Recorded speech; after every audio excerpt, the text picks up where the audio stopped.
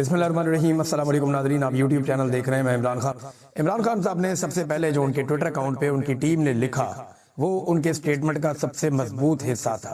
उन्होंने लिखा कि जिद्दोजहद इबादत है और हकीकी आज़ादी की जिद्दोजहद के लिए मैं शहादत के लिए भी तैयार हूँ। यानी इमरान खान साहब का कहना है कि अगर मैं शहीद हो जाऊं इस रास्ते में या मैं मारा जाऊं तो मैं ज़हनी तौर पे इसके लिए तैयार हूं। इस वक्त पाकिस्तान सिर्फ आसिम लॉ पर चल रहा है। यहाँ सिर्फ लिखे लिखाए फैसले पढ़कर सुनाए जा रहे हैं। पिछले 3 साल के बेबुनियाद फैसलों और सजाओं की तरह तोशाखाना 2 का फैसला भी मेरे लिए कोई नई बात नहीं है। ये फैसला भी जज ने बगैर किसी सबूत और कानूनी तकाजे पूरे किए बगैर ही जल्दबाजी में सुना दिया। हमें या हमारे वकला तक को नहीं सुना गया। मुझे और मेरी अहलिया को मुसलसल कैद तन्हाई में रखकर ज़हनी अजियत का निशाना बनाया जा रहा है। हमारी किताबों, टीवी और मुलाकात सब पर पाबंदी है। जेल में हर कैदी टीवी देख सकता है, लेकिन मुझ पर और बुशरा बीबी पर टीवी देखने तक की पाबंदी लगा दी गई है। मेरे खानदान की जानिब से जो किताबें भेजी जाती हैं वो जेल हुकाम की तरफ से रोक ली जाती हैं। हमें कई कई हफ्ते मुसलसल कैद तन्हाई में रखा जाता है। ये गैर इंसानी सलूक है, लेकिन ये सब जुल्म और बर्बरियत मुझे मेरे अज़म से पीछे नहीं हटा सकता।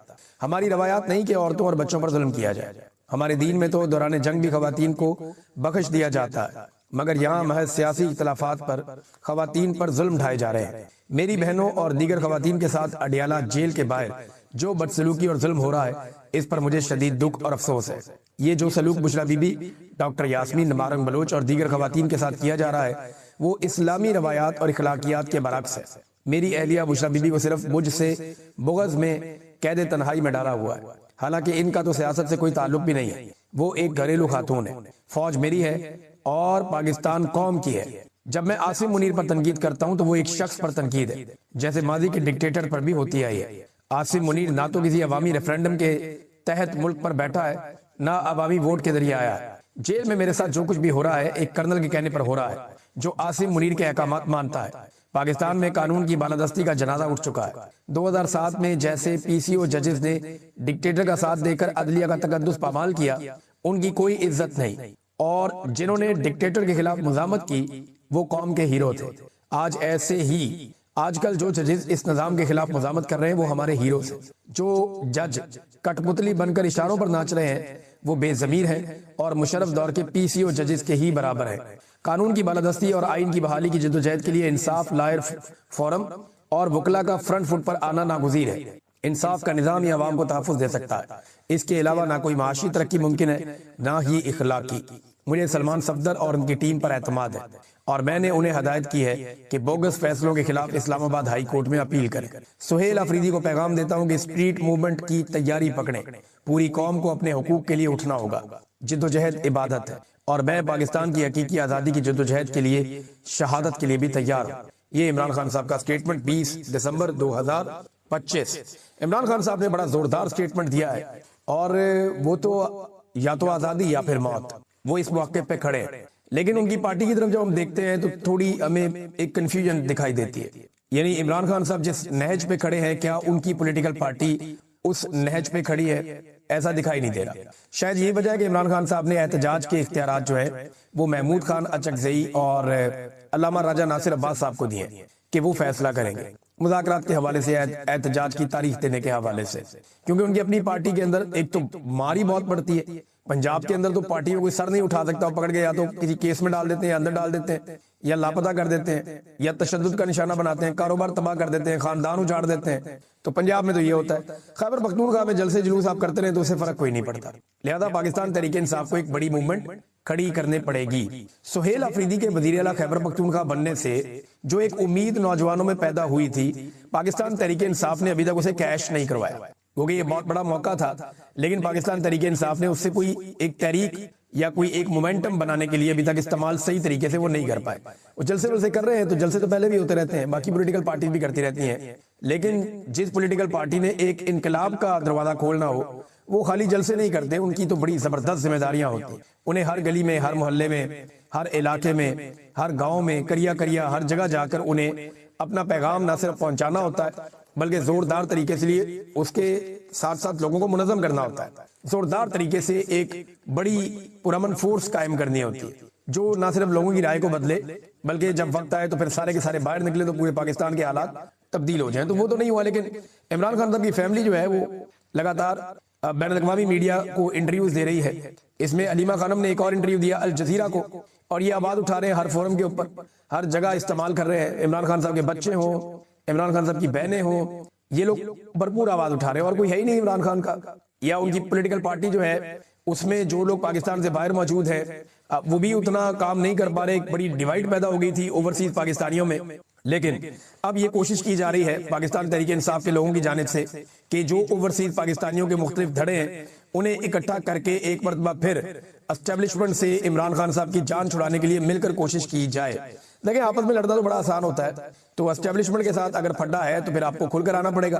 اب جناب میں نے آپ سے جیسے کہا کہ پاکستان تحریک انصاف نے یہ فیصلہ کیا ہے کہ جو اوورسیز پاکستانی ہیں جتنے انہیں اکٹھا کیا جائے, دوبارہ کوئی اختلاف ہے تو اس کو دور کیا جائے. تو 23 دسمبر کو پاکستانی سفارت خانوں کے سامنے یورپ میں, برطانیہ میں دھرنے دیے جائیں گے. 23 دسمبر کو کیوں دیے جائیں گے؟ کیونکہ منگل کا دن ہے. عمران خان صاحب کی بہنیں اپنے بھائی سے ملنے کے لیے اڈیالہ جیل کے باہر پہنچیں گی, تو اس موقع پر ملاقات اگر نہ کروائی گئی تو یہ پریشر ڈالنے کے لیے پاکستان کی جتنی بھی ایمبیسیز بیرون ملک ہیں ان تمام ایمبیسیز کے باہر باقاعدہ جو ہے وہ پاکستان تحریک انصاف کے لوگ یا اوورسیز پاکستانی دھرنے دے کر بیٹھیں گے, جیسا کہ وہ اڈیالہ جیل کے باہر وہاں دھرنے دے کر بیٹھتے ہیں. اب میں یہ کہہ سکتا ہوں کہ مومنٹم وہاں پہنچ گیا جہاں پہ علی امین گنڈا پور صاحب نے سرنڈر کیا, یعنی معاملہ وہاں تک پہنچ گیا. اب اتنی بڑی تعداد میں لوگ دوبارہ موبلائز ہو چکے ہیں. اب اس تعداد کو بڑھانا, اس کو دگنا کرنا, کیا یہ جو موجودہ ٹیم ہے وہ کر پائے گی؟ وہ تو بہت انرجیٹک نوجوان ہے, وہ روزانہ کوئی نہ کوئی ایکٹیویٹی کرتے ہیں. نہ صرف انہوں نے صوبے کی پرفارمنس سے ثابت کیا کہ وہ باقی صوبوں سے بہتر پرفارم کر رہے ہیں, بلکہ ساتھ ہی ساتھ انہوں نے اپنی سیاسی ایکٹیویٹیز کو بھی کئی گنا تک بڑھایا اور بڑا شاندار انہوں نے کام کر کے دکھایا. بڑے گھاگ اور پرانے سیاستدانوں کا انہوں نے مقابلہ کیا, نوجوانوں کی اس ٹیم, اور عمران خان صاحب نے اس ٹیم پر بھروسہ بھی کیا. اب جناب جو ہری پور کے مناظر ہیں وہ تو یہ بتا رہے ہیں کہ خیبر پختونخوا ایک مرتبہ پھر تیار ہے. یاد رکھیے گا جب یہ کراؤڈ مالاکنڈ جائے گا نا پھر آپ کو پتا چلے, کیونکہ مالاکنڈ ایک ایسی جگہ ہے جہاں پہ بہت طاقت ہے پاکستان تحریک انصاف کے. ہزارہ وہ ڈویژن ہے یا ایبٹ آباد, ہری پور, جہاں پہ پی ایم ایل این کہیں نہ کہیں کچھ نہ کچھ باقی ہے. وہ الیکشن تو نہیں جیت پائیں گے, نواز شریف خود یہاں سے الیکشن ہار گئے, لیکن کسی نہ کسی صورت میں کچھ نہ کچھ ان کی باقیات ہیں وہاں پہ. فارم 47 نہ ملے تو الیکشن نہیں جیت سکتے, لیکن پھر بھی آپ یہ کہہ سکتے ہیں کہ وہ وہاں ایگزسٹ کرتے ہیں. مگر دوسری جانب جو وہاں سے رسپانس ملا پاکستان تحریک انصاف کو یا سہیل آفریدی کو, اب پلان ان کا یہ ہے کہ پورا پاکستان بن کر, وہ جب کہتے ہیں نا کہ ہر چوک ڈی چوک, تو اس کا ایک مطلب ہے. اس کا مطلب ہے کہ اب ڈی چوک جانے کی ضرورت نہیں ہے, ہر چوک کو ڈی چوک بنانے کی ضرورت ہے. آپ پاکستان کے ہر چوک میں بیٹھ جائیں, ہر جگہ پہ نکل کے باہر آ جائیں, اور پاکستان کے اندر جو ہے وہ کام روک دے پبلک. یعنی پلان یہ ہے کہ پاکستان میں کام روک دیا جائے گا اور پبلک کہے گی جی ہم کام نہیں کریں. ہم یہ بیٹھے ہوئے جب تک آپ ملک کو سیدھا نہیں کرتے نا, آپ کام کرنے نہیں دے رہے, آپ کام چلنے نہیں دے رہے, ایک ایک کر کے ہم سب کو مار رہے ہیں, تو ہم اکٹھے ہو کے آگے اکٹھے ہی مار تو نہیں سکتا کوئی اتنی بڑی تعداد میں کروڑوں لاکھوں لوگوں کو. تو لوگ جب اپنے اپنے علاقے پر نکل کے بیٹھتے ہیں نا, تو ایس ایچ او کی, تھانے دار کی کبھی بھی جرت نہیں ہوتی کہ وہ لوگوں کے سامنے آ جائے. مجھے اچھی طرح یاد ہے لاہور شہر کے اندر جب اپنی گلی میں اپنے محلے میں لوگ نکلتے ہیں نا, تو پولیس کی جرت نہیں ہوتی وہاں پہ آ کے مداخلت. تو جب ہر گلی میں, ہر محلے میں, ہر علاقے میں, ہر چوک میں ڈی چوک بنے گا اور لوگ نکلیں گے, جیسا کہ پاکستان تحریک انصاف کا ایک پلان ہے, تو پھر یہ ریاست کے پاس کسی قسم کی گنجائش رہے گی. یہ کریں گے, یہ سب سے پہلے انٹرنیٹ بند کریں. لوگ جو ہے وہ کیبل والا انٹرنیٹ استعمال کرنا شروع کر دیں گے, جس کو آپ پی ٹی سی ایل کہتے ہیں, یا دوسرا انٹرنیٹ, لوگ وہ استعمال کریں گے. اس کے بعد یہ دوسرے مرحلے میں وہ والا انٹرنیٹ بھی بند کر, وہ انٹرنیٹ بند ہونے کے بعد کمیونیکیشن تقریباً ختم ہو جائے گا. صرف لائننگ والے فون اگر کہیں چل رہے ہوں گے تو چل رہے ہوں گے, تو کمیونیکیشن ختم ہونے کا نقصان صرف لوگوں کو نہیں ہوگا. لوگ تو بیٹھے رہیں گے یا لوگ انتظار کرتے رہیں گے, تو کیونکہ کوئی ماردار تو پاکستان میں ہو نہیں رہی, لوگ پرامن احتجاج کر رہے ہیں. اگر لوگ گھر بھی چلے جاتے ہیں, کمیونیکیشن کھلتی ہے, پھر باہر آ کے بیٹھ جائیں گے, تو ان کے پاس اس کا حل ہی کوئی نہیں. پرامن احتجاج سے بڑا بدلہ ہی کوئی نہیں کہ آپ پاکستان کو بند کریں. اگر یہ پورے پاکستان میں مکمل طور پہ انٹرنیٹ بند کر دیتے تو پاکستان کی تمام اے ٹی ایم مشین, تمام پاکستان کے بینک, تمام پاکستان کے اندر جتنے بھی لوگ پوری دنیا کے ساتھ کنیکٹڈ ہیں, وہ کنیکٹیوٹی ختم ہو جائے. سیکیور لائنیں ایک دو ہیں جو گورنمنٹ اور اسٹیبلشمنٹ کے پاس ہے, ان کے ذریعے سے وہ رابطے میں تو رہ سکتے ہیں بین الاقوامی طور پہ, لیکن پاکستان کے میڈیا کے پاس بھی انٹرنیٹ نہیں ہوگا, پاکستان کے سوشل میڈیا کے پاس بھی انٹرنیٹ نہیں ہوگا, اور ایک عجیب و غریب صورتحال پاکستان میں پیدا ہو جائے. اس صورتحال کو کوئی بھی حکومت 4-5 دن سے لمبا نہیں کھینچ سکتی. ابھی ایران نے کچھ عرصہ کھینچا, لیکن ساتھ ہی انہیں وہ کھولنا پڑ گیا. جیسے ہی انہوں نے مظاہروں پہ کنٹرول کیا, انہیں کھولنا پڑ گیا. لیکن ایران میں پرتشدد مظاہرے ہو رہے اور باہر سے سپانسرڈ تھے. پاکستان میں تو لوگ کافی عرصے سے کوشش کر رہے ہیں کہ اس رجیم سے جان چھوٹ. تو یہ ہے وہ پلان کہ ہر چوک ڈی چوک. تو زبردست قسم کا رسپانس ملا ہے پاکستان تحریک انصاف کو، خاص طور پہ ہزارہ میں، ایبٹ آباد میں، ہری پور میں. اور لوگوں کی اگر آپ تصاویر دیکھیں یا مناظر دیکھیں تو آپ کو آئیڈیا ہو جاتا ہے کہ تحریک انصاف کس طرف جا رہی ہے اور مومنٹم کس طرح بن رہا ہے. دوسرا ناظرین، جو ووٹر کی عمر کو لے کر قمرالزمان قاہرہ صاحب کا بھی ایک بیان ہے، یعنی پی ایم ایل این اور ان کے ساتھی اور ان کے رپورٹرز وہی تو بات کر رہے ہیں، بار بار کر رہے ہیں، اور یہ تجویز باقاعدہ زیر غور ہے کہ ووٹرز کی جو عمر کی حد ہے اس کو بڑھا دیا جائے، 18 سال سے بڑھا کے انہیں کر دیا جائے 25 سال.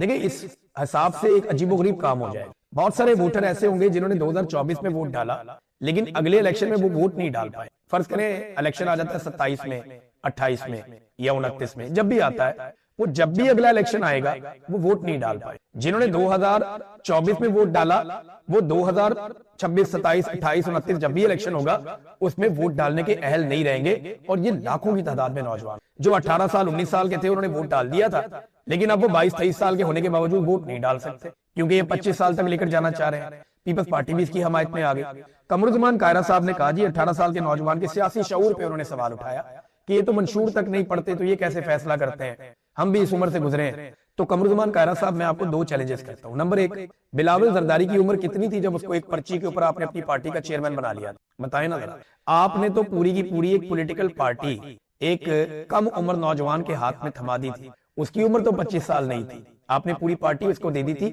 ایک ایسی پرچی کے اوپر جس کی کوئی کریڈیبلٹی بھی نہیں ہے. اور آپ کہہ رہے ہیں کہ آپ کا نوجوان سیاڑا ہے اور قوم کے نوجوان جو ہے وہ گمراہ ہیں، ان کو کچھ نہیں پتا. میں چیلنج کرتا ہوں کہ بہت سارے ایم این ایز اور ایم پی ایس کی امیدوار بھی اپنی اپنی پارٹیوں کے منشور کے بارے میں کچھ نہیں جانتے، انہیں پتہ ہی نہیں. اور بہت سارے پاکستان میں ایسے لوگ ہیں جو ایک جماعت بھی نہیں پڑھے ہوئے، جو کبھی اسکول میں نہیں گئے، تو وہ تو منشور پڑھ ہی نہیں سکتے. تو کیا ایسے لاکھوں کروڑوں لوگ جو ہیں ان کے ووٹ ختم کر دیے جائیں کیونکہ یہ منشور نہیں پڑھ سکتے، چاہے ان کی عمر 40 سال یا 50 سال ہو؟